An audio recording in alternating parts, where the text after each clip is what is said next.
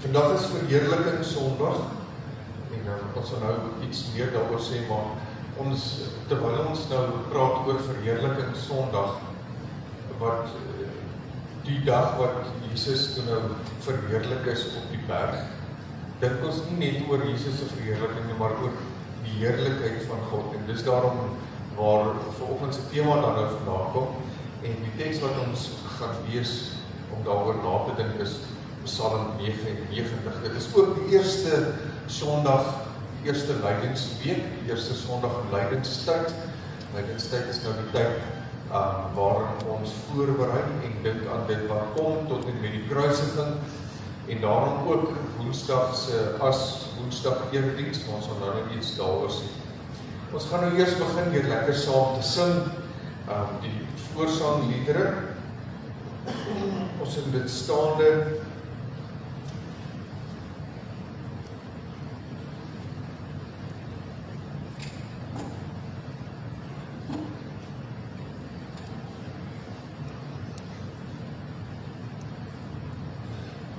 Dis lied 395, vers 1 tot 3, my verlosser aan die kruis, en dan lied 396, ook vers 1 tot 4, aanskou die heiland, sien die kruis, en dan die aanbiddingslied is 387, vers 1 tot 3, o Heer, deur bloed en wonder.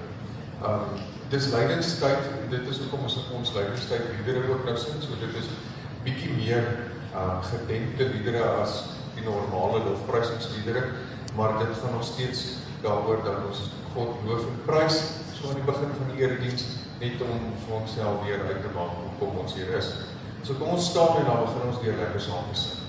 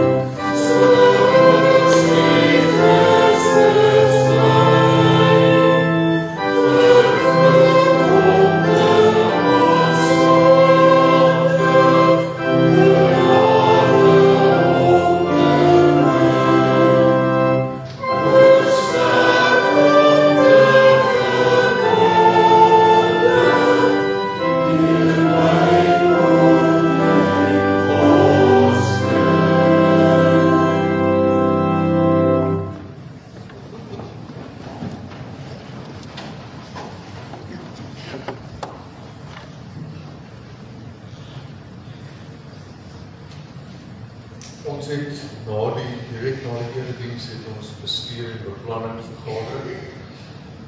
En dan volgende week het ons kerkraadsvergadering. Ek wil toch vra dat die van julle wat nie noodwendig daarbij betrokken is, maar toch wel van ons sal intree by die Here. Dit is nogal twee belangrike vergaderings. En ek wil rarig vir julle vra dat julle vir ons sal intree, dat ons die Here se wil en sy woord sal onderskei en werklik sal weet wat sy plan is vir hierdie jaar, vir hierdie gemeente. Dan het ons twee name op die voorbereidingslys. Dit is op hierdie stadium nog steeds vir Elna Flynn en dan vir Flip Volstenk ook.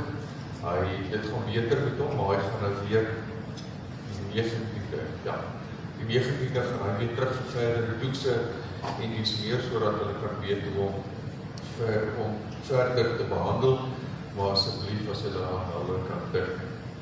Dan, voordat ons nou praat oor as Woensdag, net gou die verjaarsdag. Ons het hierdie week, die verjaar is môre, Tanya van Staden, is sy hier, en dan, Manny van Jaarsveld, hy is nie, en dan Karel van Jaarsveld, daar sit Karel, daar.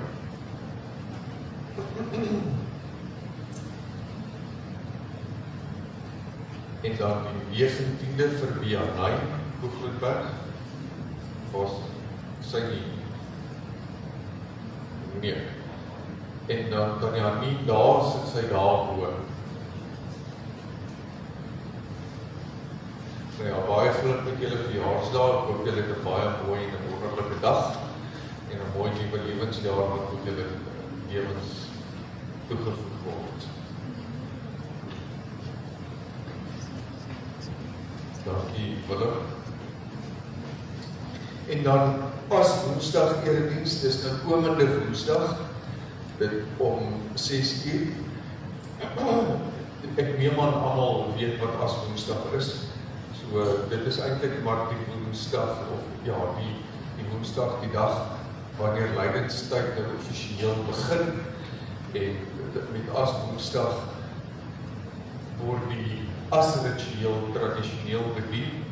Nou die asritueel is ons nou wanneer die as van die vorige jaar se Palmsondag, daardie palmtakke, die as word gemeng met olyfolie en dan word daar 'n askruis of op die hart of op die voorkop aangebring.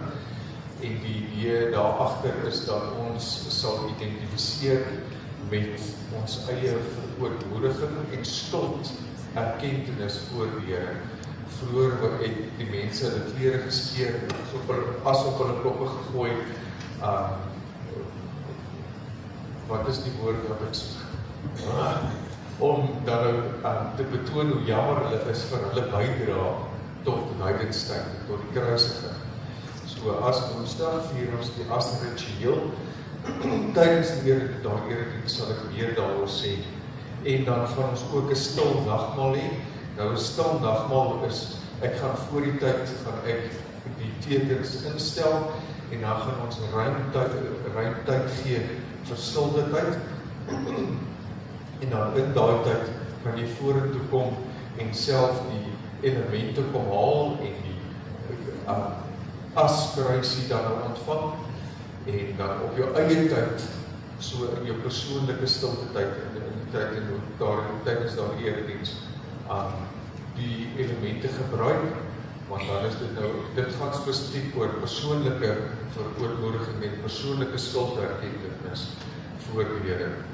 Ek hoop ek sien julle daar, dit is 'n meditatiewe erediens. Ek hoop ek sien julle daar Woensdag, daar gaan baie stilte en liedere en oordenking en meer skriflesing en minder prediking en sulke tipe goeders. Ek hoop jy is nuuskierig en dat jy dan op Woensdag sal kom om die erediens te kom bywoon. Dit gaan 6 uur wees, maar ons sal dit ook weer uitstuur. So as jy dit nie kan bywoon nie, dan kan jy dit dan wel later op Facebook of op YouTube gaan kyk.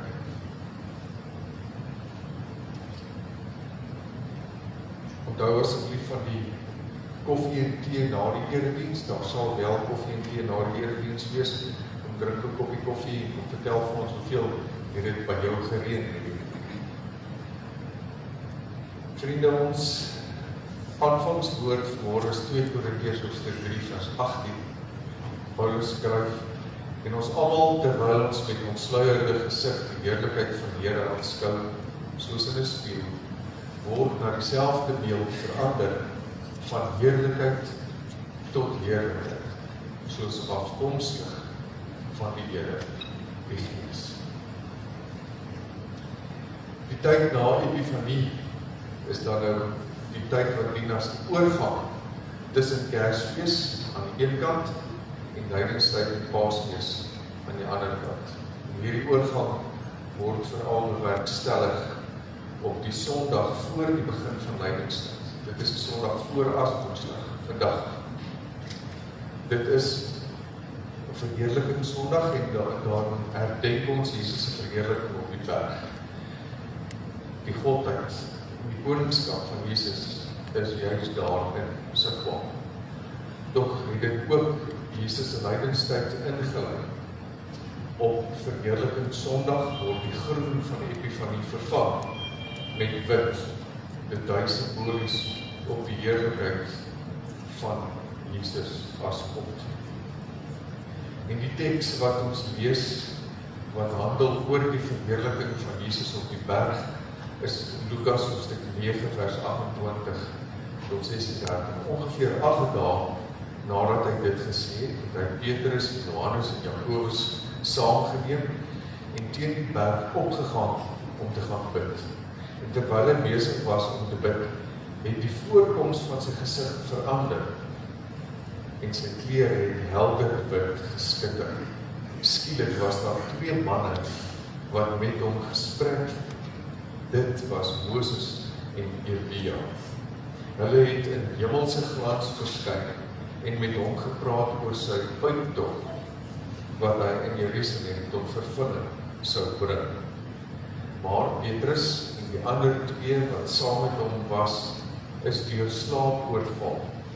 En toe hulle wakker word, sien hulle die glansende heerlikheid en 2 mense, of die 2 manne wat by hom staan. Toe die manne van hom afskeid neem, sê Petrus vir Jesus, Meester, dit is goed dat ons hier is. Laat ons 3 hutte bou, een vir u, een vir Moses en een vir Elia. Hy het nie besef wat hy sien. Terwyl hy nog praat, kom daar 'n wolk en gooi 'n skaduwee oor hulle. En terwyl hulle in die wolk verdwyn, het die disippels bang geword.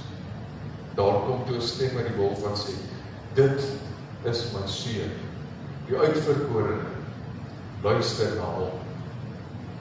Nadat die stem gepraat het, het hulle Jesus alleen aangetref Hulle het stil gebly en vir niemand in daardie tyd vertel wat hulle gesien het. Die vraag is dan natuurlik, hoe verheerlik 'n mens God? Sommige sal sê, jy verheerlik die Here as jy sy naam groot maak deur lofprysing en aanbidding. Ander sê dat jy verheerlik God as jy jou onttrek van die sondige wêreld en eendag 'n onbesoedelde lewe aan hom wy. Ook afsondering, alleen wees met die Here, sekerlik deel van hoe mense die Here kan verheerlik. Dan hoor ek ook mense sê, ons is koningskinders, rykdom, voorspoed en welvaart is die bewys dat God vir sy kinders sorg. As jy dit omarm en geniet, dan verheerlik jy God daardeur, waarom ek en jy sekerlik verseker nie saamstem. Voor ons verder hieroor gesels, ons dink aan die heerlikheid en die heerlike teenwoordigheid van God, en ons bevestig dit met sy groetwoord uit Openbaring hoofstuk 4 vers 8. Heilig, heilig, heilig is die Here God, die Almagtige, hy wat is en wat was en wat kom. En in die naam van hierdie heilige God kan ek julle groet. Meer gelowiges, ek groet julle in die naam van God die Vader, God die Seun en God die Heilige Gees. Ek gaan nou 'n paar oomblikke van stilte gee vir stil gebed en vir ootmoediging voor die heerlikheid van die Heilige God.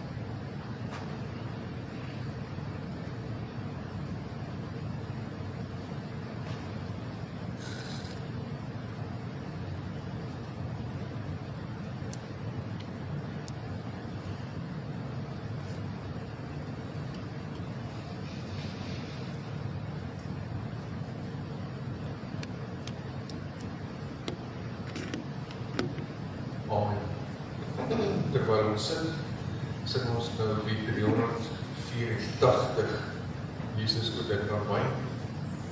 Ons sing dit 3 keer, eers die Afrikaans, dan die Engels en dan weer die Afrikaans.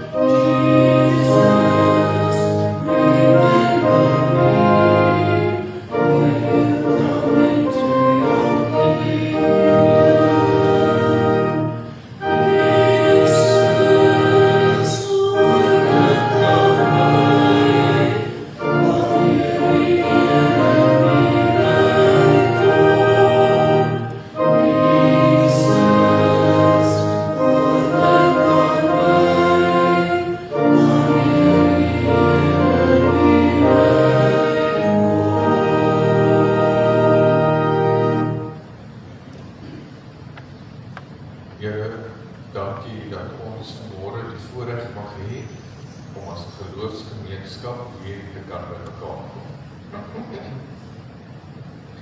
Dank die Here dat U ons hier kom ontmoet.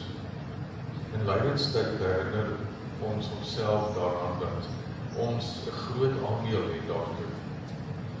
Dat dit wat U deurgegaan het, U dit uiteindelik pyn en smart gedoen het, maar met 'n liefdevolle hart, sodat ons wat dit nie sou kon weersien, tog wel ook, Here, kan deel het aan die heerlikheid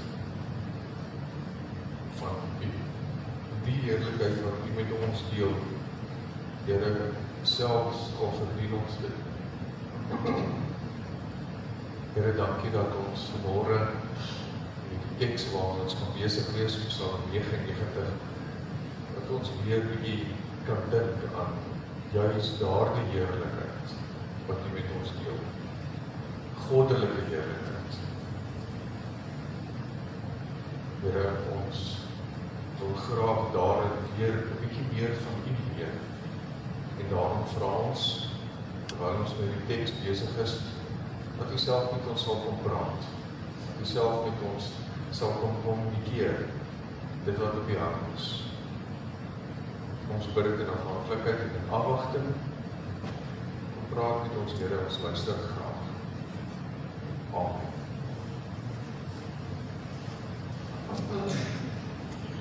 Psalm 99, lees saam met my. Die Here regeer, laat die volke bewe. Hy troon oor regerings, daar die wêreld sidder. Die Here in Sion is groot. Verhewe is hy bo alle volke. Laat hulle U groot en ontzagwekkende naam prys. Heilig is hy. En die krag van die koning, hy wat die reg liefhet. Dit is U wat billikheid, reg en geregtigheid gevestig het in Jakob. U het dit gedoen. Verheerlik die Here ons God, buig en aanbidding voor die voetbank, voor sy voete. Heilig is hy. Moses en Aaron was onder sy priesters, Samuel onder wie wat sy naam aangeroep het. Wanneer hulle die Here aangeroep het, het hy self hulle geantwoord. Uit 'n wolkkolom het hy met hulle gepraat. Hulle het sy bepalings nagekom, ook die vaste voorskrifte wat hy vir hulle gegee het. Here, ons God, U self het hulle geantwoord. U was vir hulle 'n God wat verhewe, maar ook een wat hulle dade vergeld. Verheerlik die Here ons God, buig en aanbidding voor sy heilige berg, want heilig is die Here ons God. Ons lees tot sover.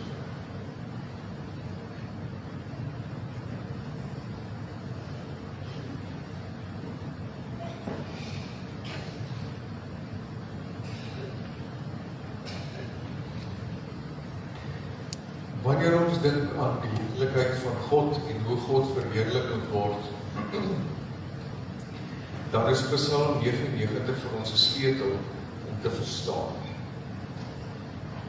Nou, om dit beter te verstaan en dat ons almal net op dieselfde bladsy kom. Psalm 99 is verdeel in 3 dele. Die eerste is die gedeelte wat vertel wie die Here is. Wat as ons nou sê, ons wil God verheerlik, ons wil die Here verheerlik. Ons smag daarna om te verstaan hoe sy heerlikheid lyk. Dan moet ons tog ons nou weet van wie ons praat. So die eerste gedeelte van die Psalm gaan oor wie God is. Die tweede is wat die Here doen. As ons sê, ons weet nie wie dit is, en ons wil hom verheerlik, hoekom wil ons vir hom verheerlik? Ons verheerlik hom op grond van dit wat hy doen. Die derde gedeelte van die Psalm gaan oor hoe die Here dit doen. Hoe die Here dit doen, dit wat hy doen, sodat sy heerlikheid kan bekend raak en ons dan sal verstaan hoekom ons hom moet verheerlik. En om dit te verstaan, gebruik die psalmdigter 2 goed. Die eerste is die vraag wat gevra word en die antwoord wat hy bied daarop is, hoe lyk dit waar God regeer? Hoe lyk die heerlikheid van God? Hoe lyk hierdie koninkryk van God? Daar waar God regeer, watter kenmerke is daar, sodat ons kan uitken dat hier is waar God regeer? Watter kenmerke is daar? En dan vra hy die vraag, maar hy antwoord die vraag wat gevra word, is God apaties op sy hemeltroon? Want ons weet tog mos dat die verheerlikte God sit op sy hemeltroon en van daar regeer. Dit is wat gesê word. En dit is wat ons ook bely, maar dit kan die idee skep dat God sit daar op sy hemeltroon en hy is so verheerlik en so heilig dat hy van daar af regeer en dan eintlik niks met ons te doen het, niks met ons te doen wil hê, ons plekkies hieronder op die aarde. En daarom is die vraag, hoe lyk dit waar God regeer, so belangrik. Nou, mens kan hierdie vraag en die identifisering van die heerlikheid van God en die verheerlikte koninkryk waar ons leef, kan ons natuurlijk op twee verskillende maniere approach. Die eerste is om dit negatief te stel. Om dan te sê, maar God is nie apaties. God is nie daarbo in die sewende hemel en hy kyk neer op ons en hy het eintlik niks met ons te doen nie. Hy kyk nou maar net hoe hierdie spul hulle self besig hou en hoe speel dit uit en dan met die einde van tyd dan gaan hy nou maar kom by mekaar maak dit wat oorbly. God is nie apaties. En as ons die vertrekpunt dan nou in die eerste vertrekpunt dan nou negatief stel, dan kan ons op mekaar sê, in die koninkryk van God is daar nie. En dan kan ons nou 'n lys maak. In die koninkryk van God is daar nie onregverdige. In die koninkryk van God is daar nie ongeregtige.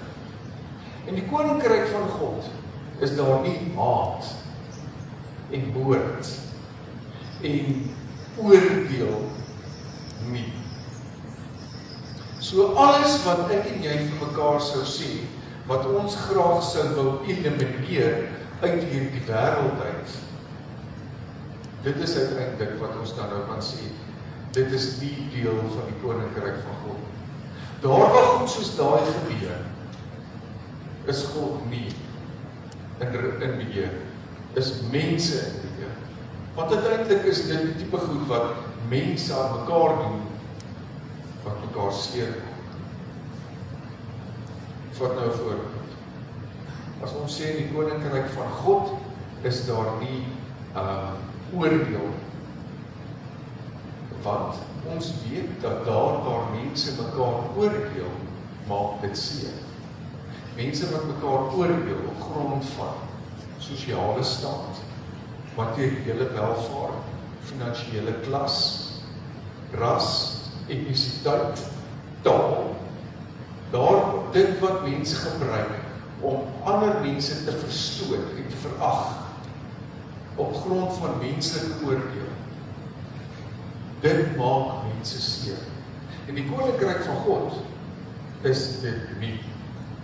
So, maklik gesê, as iemand anders op grond van watter klassifikasie ook al verwerp of marginaliseer, dan kom dit nie van God af. Eenvoudig. God is nie 'n God wat mense op grond van enige klassifikasies verstoot.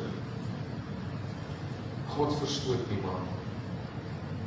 En as ons dit nou omdraai en ons sê, en ons stel dit positief, dan sê ons, in die koninkryk van God is daar wel. En dit is dan met ander woorde die antonieme, die teendeel van dit wat ons graag sou wil elimineer in die gebrokenheid van hierdie wêreld. Dan is dit goed soos liefde, onvoorwaardelike aanvaarding, medelee, barmhartigheid, simpatie en empatie, ondersteuning, aanvaarding, maak nie saak wie ek is of wie jy is. Dis die tipe goed wat kenmerkend is van die koninkryk van God. Daar waar God regeer. Lees weer die Psalm. In die Psalm staan daar dat God is regverdig, dat hy nie ongeregtigheid toelaat. En in die koninkryk van die Here, daar waar mense leef, is dit daarom dan so, dat as ons God se koninkryk wil leef, as ons God se koninkryk wil uitbou, wil uitbrei, dan is dit wat ons graag wil sien, dit wat ons bestel as die positiewe kenmerke, dan moet ons daarna streef om dit te leef, om dit te bewerkstellig, om dit deel te maak van die leefwêreld waarin ons is. Want dit is die manier hoe ons die koninkryk dien, om uiteindelik op daai manier God te verheerlik.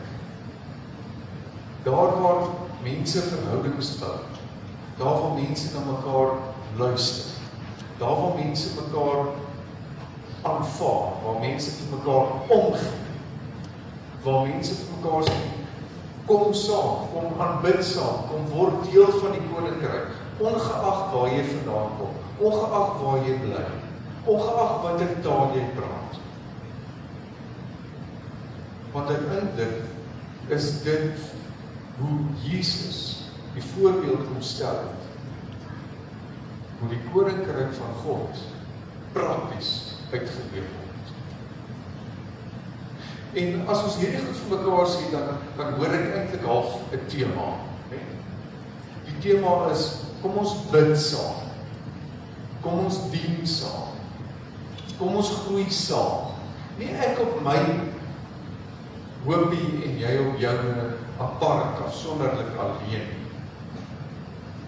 Dan is dit tog ons nou nie hoe die koninkryk kan funksioneer om uiteindelik die evangelie tuis te bring, juist by mense vir wie dit nog vreemd is. En as ons dit dan wil doen, as ons sê, kom ons werk saam aan die koninkryk, kom ons werk saam dat die manier hoe ons God se koninkryk uitleef, dat ons God sal verheerlik op grond daarvan. Dan moet ons vir mekaar vra, hoe gaan ons as mens dit regkry om die verheerlikte heilige God te verheerlik? Hoe gaan ons dit regkry? Ons begin nou met lydingstyd. Hoe gaan ons dit regkry om in lydingstyd God te verheerlik en dankie te sê vir dit wat hy gedoen het, die moeite wat hy doen met ons as mens, selfs al verdien ons dit nie, selfs al het ons 'n aandeel aan die sweepslaaf waarvoor Jesus toegedien is. Ons kan dan vir mekaar sê, ons doen dit hoofsaaklik op hierdie 3 maniere. Ons verheerlik God deur toe te laat dat hy ons lewens regeer, soos wat ons nou hierdie Psalm gelees het. En dit is baie moeiliker as wat ons dink dit is. As ons sê, ons gaan God toelaat om ons lewe te regeer, dan beteken dit letterlik dat ek vir aan God die stuurwiel oorhandig. Dit beteken letterlik dat ek aan God die beheer gee. En dis eintlik, wil ek vanmôre vir julle sê, half gevaarlik om te doen, as jy daarvan hou om in beheer te wees. Hoekom? Want wanneer jy in beheer is, dan kan jy jouself regverdig. jou optrede, jou denke, die manier hoe jy praat, dit wat jy sê. Maar ek sê dit want dit is my reg. Ek doen dit want dit is my reg. Ek dink op so 'n manier want dit is my reg. Ek dink aan ander op die manier hoe ek oor hulle dink, want dit is my reg. Wel as jy beheer aan God gee, dan het jy nie meer daai reg.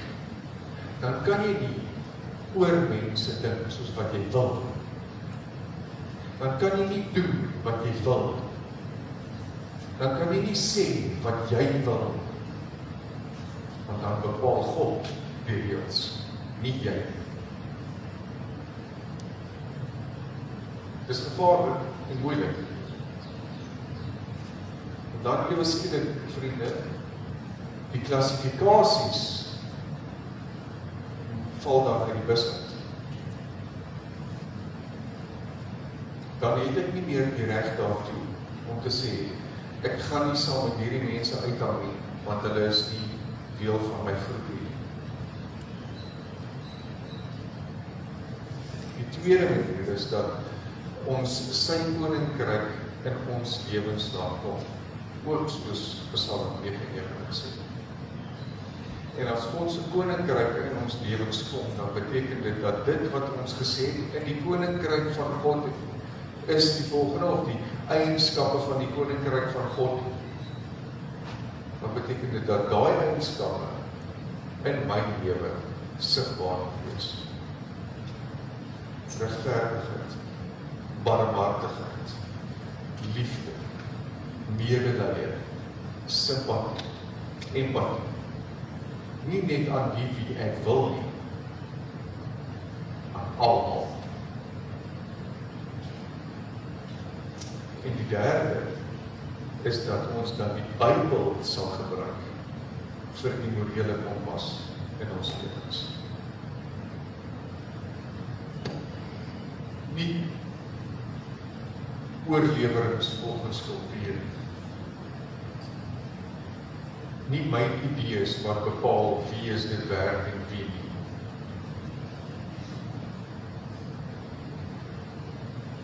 As Jesus dieselfde denke sou oor my en jou, as wat ek en jy oor ander mense het, dan sou Jesus heel nooit gekom sê, ek hang aan die kruis, maar ek sluit die volgende mense uit.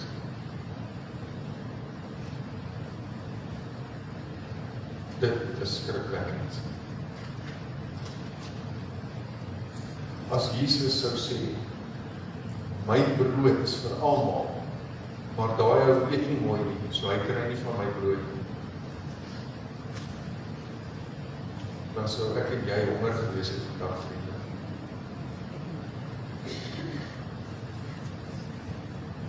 As Jesus sou sê, my bloed vloei om jou sonde skoon te was, maar hy dra nie die regte klere, so hy kry nie my bloed, dan sou ek en jy vandag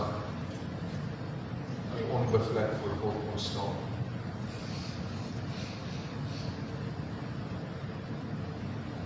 As Jesus sou sê, ek kom om julle te genees, maar jy praat nie die regte taal nie, en jy waardeer nie wat ek doen nie, so my genesing is nie vir jou nie, dan was ek en jy vandag nie genees nie.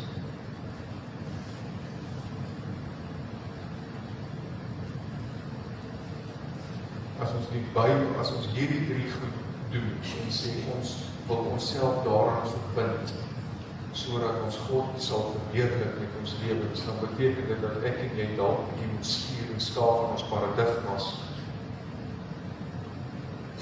in die manier hoe ons dink.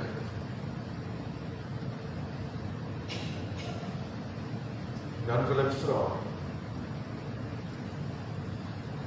as mense van buite af deelneem aan ons gemeente aktiwiteite, of sien dit wat ons gemeente plaas op die sosiale media, of kom kuier by die bazaar, of sommer net 'n erediens bywoon, sou NG Makwasi beskryf kon word as 'n ruimte waar die koninkryk van God kom. As 'n ruimte waar God verheerlik word. Is NG Makwasi 'n plek waar mense onvoorwaardelik aanvaar word? Is NG Makwasi 'n plek waar afvlek mense 'n veilige hawe het? Is NG Makwasi 'n plek waar God se koninkryk kom, omdat mense daar liefde ervaar?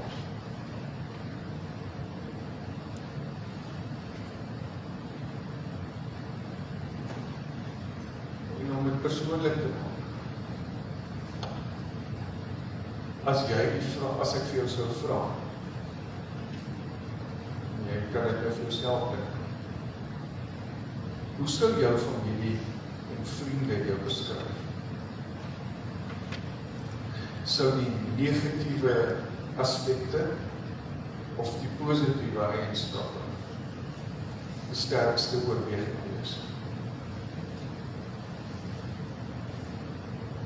As jou familie en jou vriende jou beskryf, sou hulle sê, hy het integriteit, sy het baie simpatie en medelee, hy het 'n goeie hart, sy praat mooi van ander mense.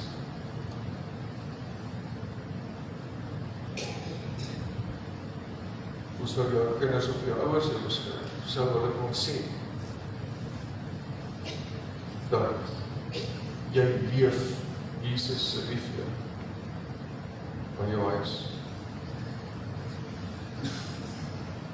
Sou hulle kon sê dat hulle is trots op die man of die vrou wie jy is?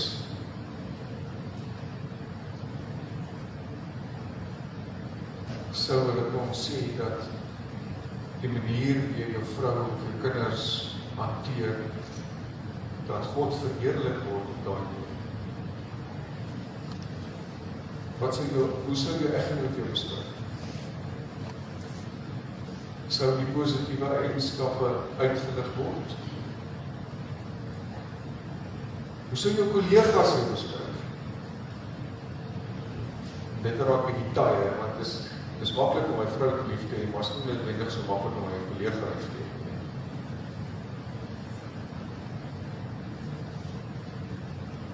Jou werksmense.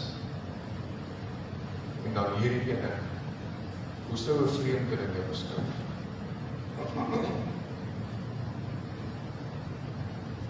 Sou 'n vreemdeling jou kon beskryf aan die hand van die goeie eienskappe wat jy graag in die koninkryk wil sien?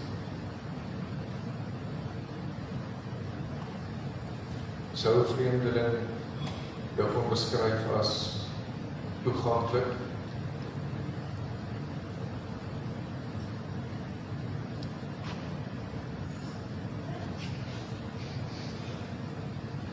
in Deuteronomium 6 staan daar,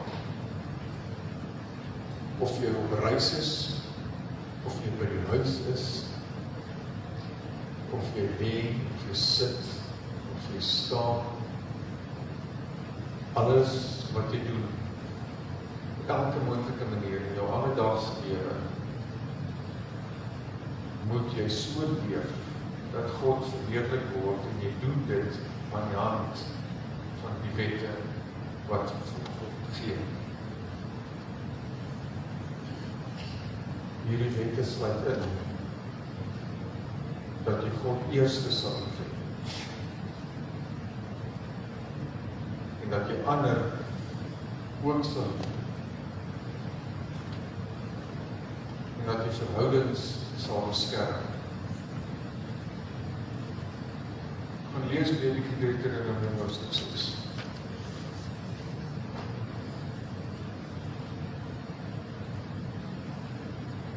En as jy sukkel om te verstaan, as jy sukkel om uit te pleis, maar hoe doen ek dit? Jesus was 'n voorbeeld.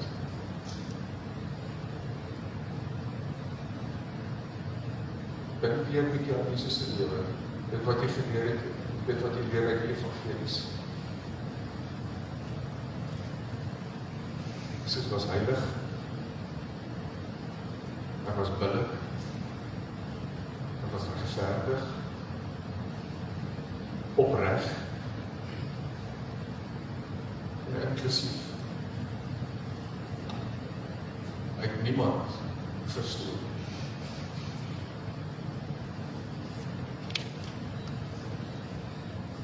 En dan wil ek nou hiermee afsluit. In Psalm 99 word herhaal hierdie woorde. Hy is heilig. Heilig is die Here. Want ons aanbid 'n heilige God. En om heilig, as ons praat van heilig, dan beteken dit om anders te wees. Heilig beteken nie vlekkeloos of sondeloos nie. Dit beteken nie op 'n pedestal nie. Heilig beteken om anders te wees. Anders as die wêreld.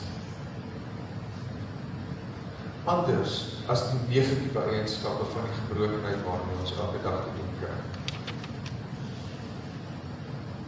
In Openbaring 4 vers 8 staan die hemelwesens rondom die troon en hulle doen dit heeltyd 24/7 vir altyd, vir ewig sê dit dan prys hulle God en sê heilig, heilig, heilig is die Here God, die Almagtige. Hy wat was, en wat is, en wat kom. Om heilig te wees, is om anders te wees, dit verheerlik God. Die Koninkryk van God is totaal anders. As ons God wil verheerlik, moet ons anders wees. Anders as die wêreld. So word God verheerlik. Amen. Here, ons sukkel en soms is dit 'n groot uitdaging om van U beheer oor te gee, sodat U sal verheerlik word deur ons lewens. Dit is moeilik om heilig te wees, Here. Dit is moeilik om anders te wees. Anders wees is dryf teen ons menswese. Ons wil so graag net dit maklik hê. Baie keer is dit so maklik om sommer maar net soos die wêreld te dink, soos die wêreld te praat, soos die wêreld op te tree. Dit is baie makliker om allerlei verskonings te hê oor hoekom ons dink en doen en praat soos wat ons doen. Maar Here, ons wil vanmôre bid dat U ons sal kom gemaklik maak met die ongemaklikheid. Wanneer wêreldse standaarde ons lewens, ons manier van dink en doen en praat beheer en bepaal.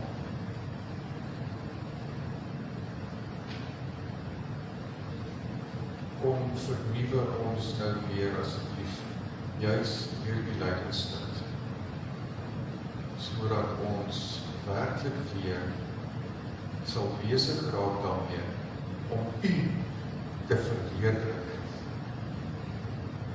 in steede daarvan om vir onsself 'n maklike lewenspaadjie te probeer uitkom.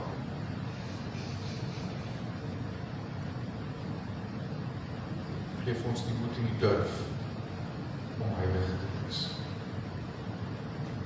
Ons bid dit in Jesus se naam. Amen. Gee geleentheid vir jou naam.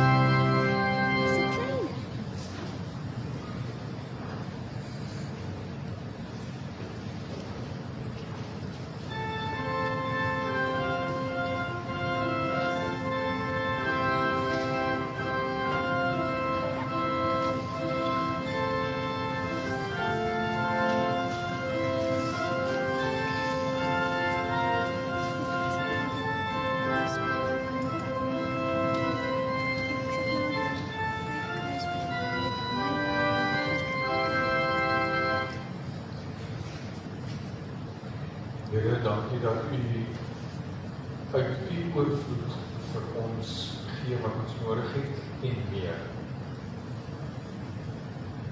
En omdat ons dit weet en erken dat dit uit U hand is, gee ons ook vanmôre weer 'n stuk terug vir die diens van die Koninkryk. Ons bid Here dat U hierdie offer sal seën en dat dit sal wees tot eer en verheerliking van U naam. Amen.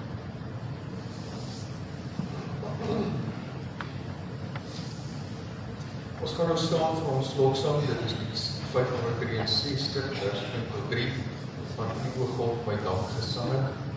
Dan bly ons staan vir die seënuitspraak en die sin van Amen van Here.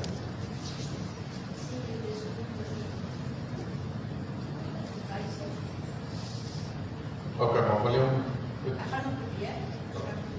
Okay, Leonard sê dat die wysie is onbekend.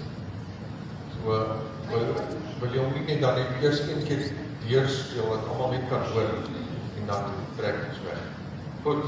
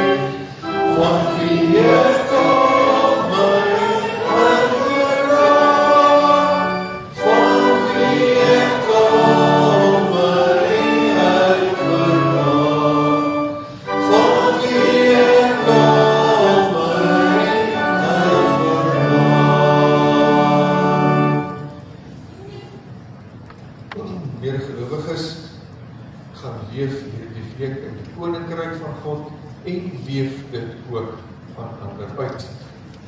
Die genade van God ons Vader, die liefde van ons Here Jesus Christus en die kragtige teenwoordigheid van die Heilige Gees sal by julle wees. Amen.